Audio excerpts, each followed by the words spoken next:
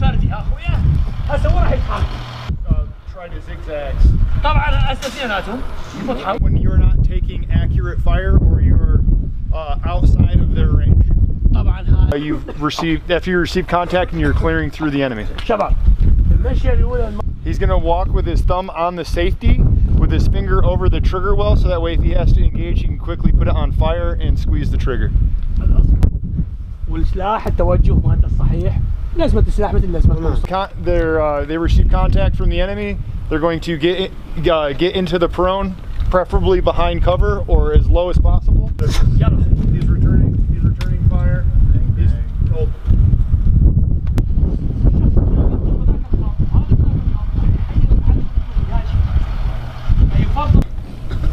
الوضعية الصحيحة. Hold your weapon by the sling.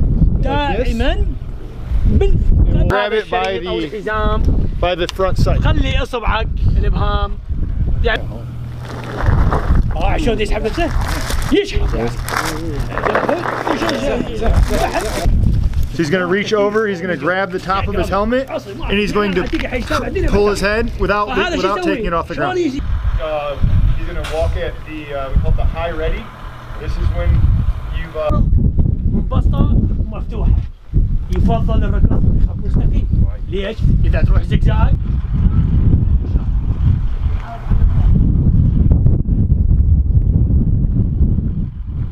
So when the leader puts his hand up telling them to stop or to halt, he looks to make sure that all of the other fighters are also putting it up, letting everybody else know that they're... وضع الانبطاح والتأهب لإطلاق النار بأي لحظة يستلمها من القائد.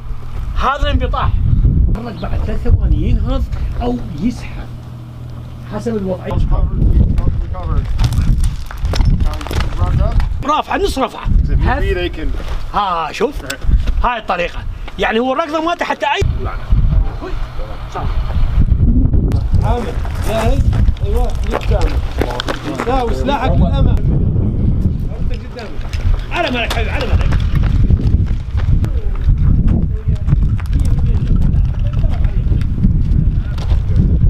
دائرة أصابعك هيجي على مود تلزم السلاح. They can still do it. They would just grab it like this. They can, just as long as they know that this part will get really hot when they shoot. Yeah, he's gonna burn his hand if he grabs the barrel. يقول دائما هاي الحالة إذا He wants to reach up with his arm. شباب